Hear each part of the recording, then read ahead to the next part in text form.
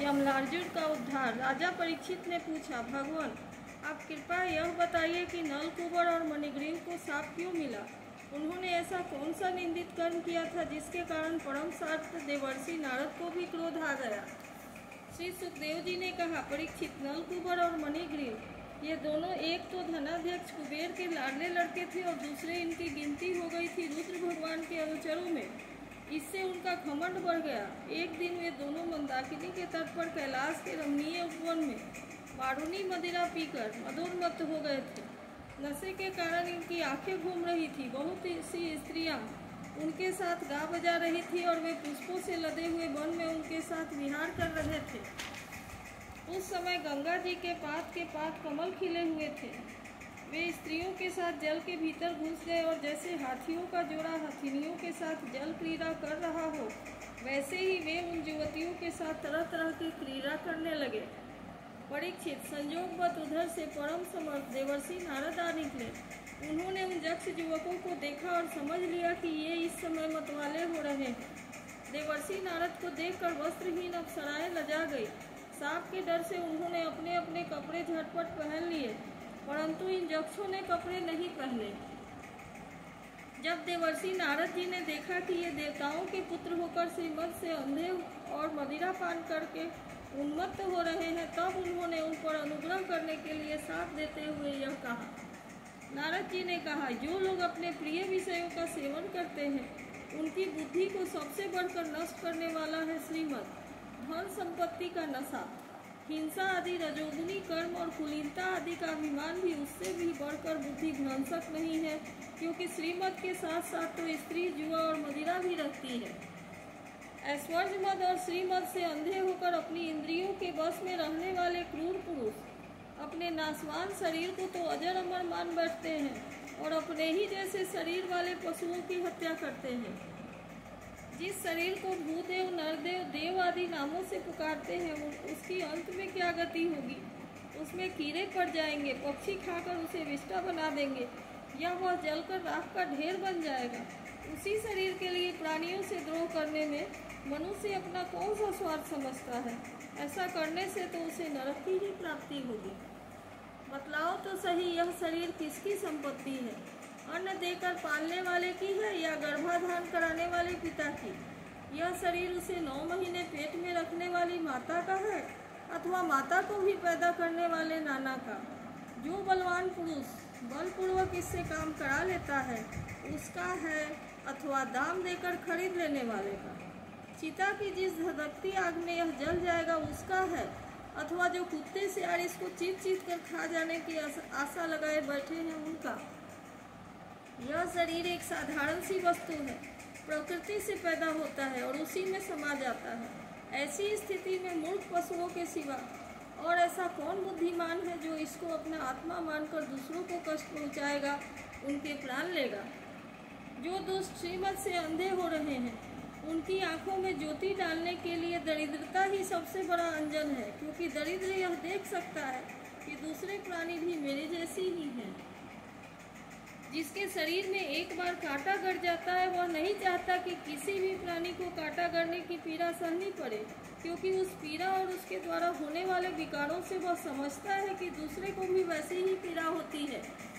परंतु जिसे कभी कांटा गड़ा ही नहीं, वह उसकी पीड़ा का अनुमान कैसे कर सकता? दरिद्र में घमंड और हेकड़ी नहीं होती, वह सब तरह के मदों से बचा रहता है, बल्कि दैववश उसे जो कष्ट उठाना पड़ता है, वह उसके लिए एक बहुत बड़ी तपस्या भी है। जिसे प्रतिदिन भोजन के लिए अन्न जुटाना पड़ता है, भूख से जिसका शरीर दुबला पतला हो गया है, उस दरिद्र की इंद्रियां भी अधिक विषय नहीं भोगना चाहती, सूख जाती है और फिर वह अपने भोगों के लिए दूसरे प्राणियों को सताता नहीं, उनकी हिंसा नहीं करता। यद्यपि साधु पुरुष समदर्शी होते हैं, फिर भी उनका समागम दरिद्र के लिए ही सुलभ है, क्योंकि उसके भोग तो पहले से ही छूट गए हैं। अब संतों के संग से उनकी लालसा तृष्णा भी मिट जाती है और शीघ्र ही उनका अंतःकरण शुद्ध हो जाता है। जिन महात्माओं के चित्त में सबके लिए समता है, जो केवल भगवान के चरणारविंदों का मकरंद रस पीने के लिए सदा उत्सुक रहते हैं, उन्हें दुर्गुणों के खजाने अथवा दुराचारियों की जीविका चलाने वाले और धन के मद से मतवाले दुष्टों की क्या आवश्यकता है, वे तो उनकी उपेक्षा के ही पात्र हैं। ये दोनों यक्ष वारुणी मदिरा पान करके मतवाले और श्रीमत से अंधे हो रहे हैं। अपनी इंद्रियों के अधीन रहने वाले इन स्त्री लंपट यक्षों का अज्ञान जनित मद मैं चूर चूर कर दूंगा। देखो तो सही कितना अनर्थ है कि ये लोकपाल कुबेर के पुत्र होने पर भी मदोन्मत्त होकर अचेत हो रहे हैं और इनको इस बात का पता ही नहीं है कि हम बिल्कुल नंग धर्म हैं। इसलिए ये दोनों अवृक्ष जोनि में जाने के योग्य हैं। ऐसा होने से इन्हें फिर इस प्रकार का अभिमान न होगा। वृक्ष जोनि में जाने पर भी मेरी कृपा से इन्हें भगवान की स्मृति बनी रहेगी और मेरे अनुग्रह से देवताओं के 100 वर्ष बीतने पर इन्हें भगवान श्री कृष्ण का सानिध्य प्राप्त होगा और फिर भगवान के चरणों में परम प्रेम प्राप्त करके ये अपने लोक में चले जाएंगे। श्री सुखदेव जी कहते हैं, देवर्षि नारद इस प्रकार कहकर भगवान नर नारायण के आश्रम पर चले गए। नल कुबर और मणिग्रीव ये दोनों एक ही साथ अर्जुन वृक्ष होकर यमलार्जुन नाम से प्रसिद्ध हुए। भगवान श्री कृष्ण अपने परम प्रेमी भक्त देवर्षि नारद जी की बात सत्य करने के लिए धीरे धीरे उखल घसीटते हुए उस ओर प्रस्थान किया जिधर यमलार्जुन वृक्ष थे। भगवान ने सोचा कि देवर्षि नारद मेरे अत्यंत प्यारे हैं और ये दोनों भी मेरे भक्त कुबेर के लड़के हैं, इसलिए महात्मा नारद ने जो कुछ कहा है मैं ठीक उसी रूप में पूरा करूंगा। यह विचार करके भगवान श्री कृष्ण दोनों वृक्षों के बीच में घुस गए। वे तो दूसरी ओर निकल गए, परंतु उखल टेढ़ा होकर अटक गया। दामोदर भगवान श्री कृष्ण की कमर में रस्सी कसी हुई थी। उन्होंने अपने पीछे लुढ़काते हुए उखल को जो ही तनिक जोर से खींचा, त्यों ही पेड़ों की सारी जड़ें उखड़ गई। समस्त बल विक्रम के केंद्र भगवान का तनिक सा जोर लगते ही पेड़ों के तने, शाखाएं, छोटी छोटी डालियां और एक एक पत्ते कांप उठे और दोनों बड़े जोर से तरतराते हुए पृथ्वी पर गिर पड़े। उन दोनों वृक्षों में से अग्नि के समान तेजस्वी 2 सिद्ध पुरुष निकले। उनके चमचमाते हुए सौंदर्य से दिशाएं दमक उठी। उन्होंने संपूर्ण लोक के स्वामी भगवान श्री कृष्ण के पास आकर उनके चरणों में सिर रखकर प्रणाम किया और हाथ जोड़कर शुद्ध हृदय से उनकी इस प्रकार स्तुति करने लगे। उन्होंने कहा, सच्चिदानंद स्वरूप, सबको अपनी ओर आकर्षित करने वाले परम योगेश्वर श्री कृष्ण, आप प्रकृति से अतीत स्वयं पुरुषोत्तम हैं। वेदज्ञ ब्राह्मण यह बात जानते हैं कि यह व्यक्त और अव्यक्त संपूर्ण जगत आपका ही रूप है। आप ही समस्त प्राणियों के शरीर, प्राण, अंतःकरण और इंद्रियों के स्वामी हैं तथा आप ही सर्वशक्तिमान, काल, सर्वव्यापक एवं अविनाशी ईश्वर हैं। आप ही महातत्व और प्रकृति है जो अत्यंत सूक्ष्म एवं सत्वगुण, रजोगुण और तमोगुण रूपा है। आप ही समस्त स्थूल और सूक्ष्म शरीरों के कर्म, भाव, धर्म और सत्ता को जानने वाले सबके साक्षी परमात्मा हैं।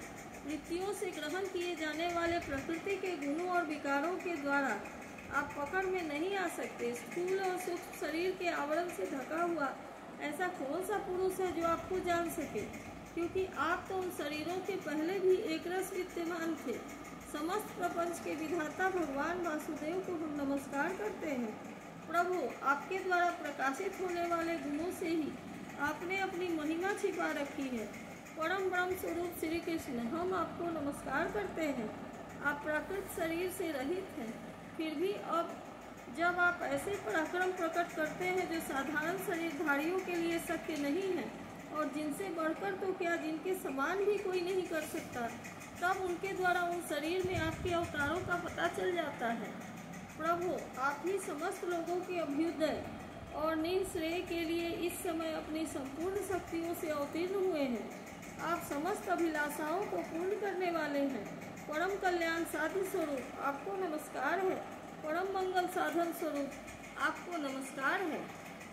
परम शांत, सबके हृदय में विहार करने वाले यदुवंश शिरोमणि श्री कृष्ण को नमस्कार है। अनंत, हम आपके दासानुदास हैं। आप यह स्वीकार कीजिए, देवर्षि भगवान नारद के परम अनुग्रह से ही हम अपराधियों को आपका दर्शन प्राप्त हुआ है। प्रभु, हमारी वाणी आपके मंगलमय गुणों का वर्णन करती रहे, हमारे कान आपकी रसमयी कथा में लगी रहे, हमारे हाथ आपकी सेवा और मन आपके चरण कमलों की स्मृति में रम जाए। यह संपूर्ण जगत आपका निवास स्थान है। हमारा मस्तक आपके सामने झुका रहे।